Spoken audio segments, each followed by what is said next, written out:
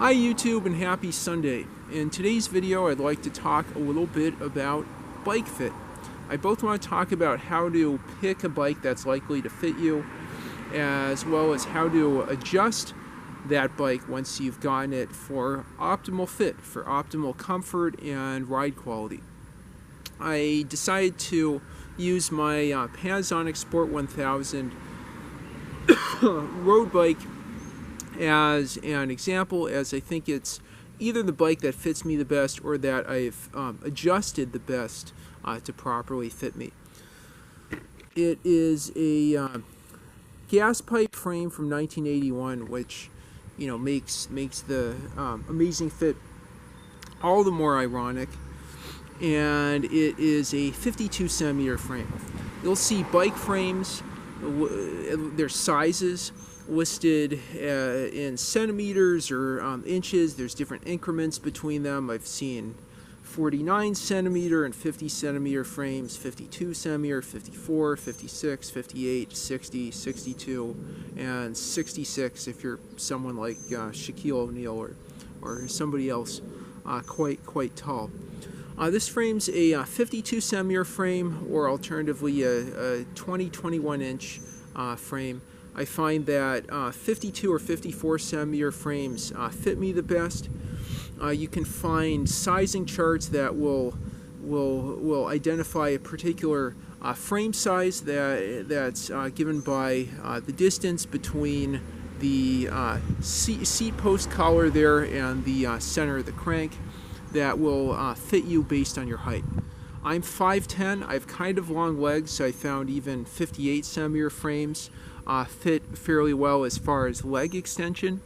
But I think really the bikes where I shine, or maybe the bike shines, or one or both of us perform the best, are 52 or 54 centimeter frames with a nicely extended seat post. You might think, why would 58 and 54 centimeter frames fit me well? Well, bike fit's not just about leg extension. I think that's a common mistake that people make. I certainly did 4 years ago when I started biking seriously. Not giving enough leg extension, but arm and wrist extension also matter quite a bit. And I think for my longer legs, shorter torso, it's possible to get enough leg extension with the seat post raised like so on a 52 or 54 centimeter frame, but with a 58 centimeter frame I end up having my arms overstretched. I'll sit on the bike and get positioned to ride in a second, just to show you what I aim for with optimal bike fit. Anyhow, so I just gave those measurements. There's different ratios of top tube length, that's the bike on the top of the frame, to seat tube length, but the measurements pretty much that you'll see are seat tube length. I'll show you again from the seat post collar up here down to the center of the crank. It tends to be that bikes, with a long top tube relative to seat tube, will have a smoother ride quality. They'll have tend to have a longer wheelbase as well. I guess cars with shorter to longer wheelbases have the same kind of thing as we see in the background of the video. But the main measurement you'll see is seat tube. Okay, so now you have some rule of thumb, and you know where to go to get charts to see how your height corresponds with a particular frame size. Then what do you do when you have that bike and you want to adjust the stem and the bars and the saddle and the seat posts and the pedals and everything else, so that the bike's further adjusted to your physiological measurements. So I'll just show you really quick how I look seated on this bike, and then just talk about some rules of thumb I have. I'm definitely not a professional bike fitter, but in the course of 4 years biking pretty regularly, I'm at a point where now I bike 8,000 miles a year. I've picked up certain habits that help with speed, help with comfort, and reduce the amount of road buzz transmission into my hands and into my butt. Okay, so I'll just show you how I am positioned on this bike, and hopefully for those who do really deeply know bike fit far more than I do, I don't look completely awful. Okay, and of course, I'd have a helmet if I was actually riding. But yeah, I think the first rule of thumb is I can't put my feet on the ground. When I'm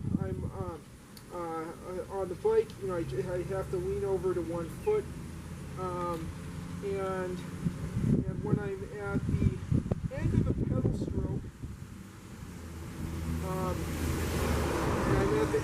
stroke, either with my foot parallel to the ground or at a 45-degree angle to kind of pedal in circles and deliver power optimally throughout the stroke.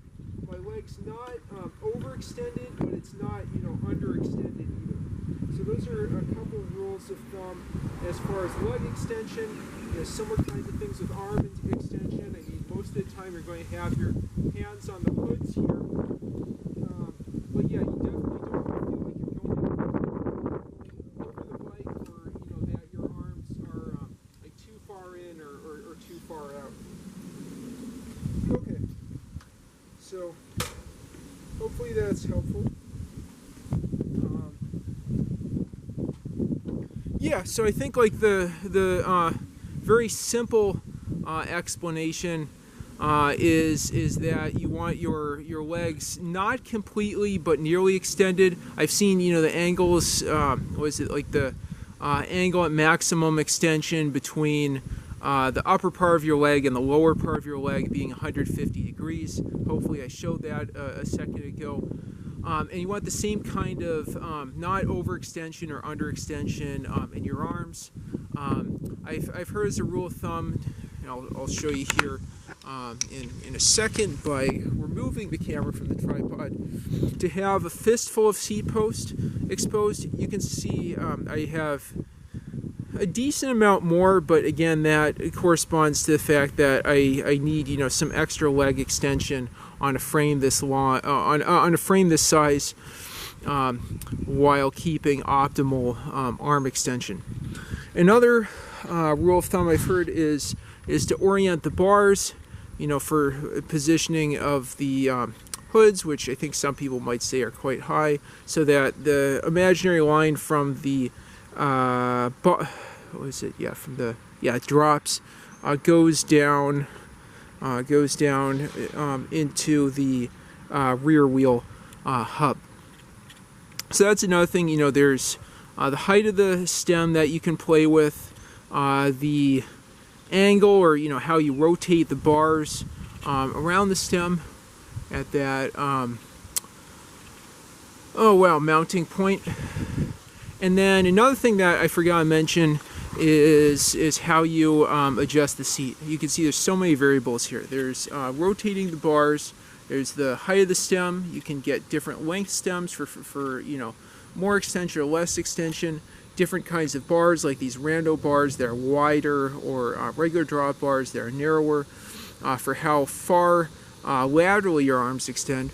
And then there's saddle fore-aft position. So that's really hard for me to describe.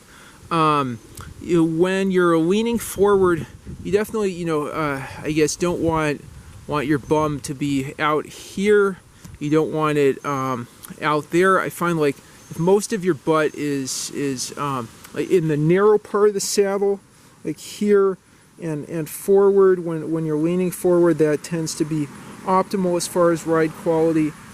I know for this bike, I think I ended up moving this. I forget if I moved the saddle forward a little bit, or I might have leaned it back a bit. Jeez, I'm trying to remember, but I'm trying to think of some of the consequences there. If you move this too far forward, you might end up overcompensating and underextending your arms.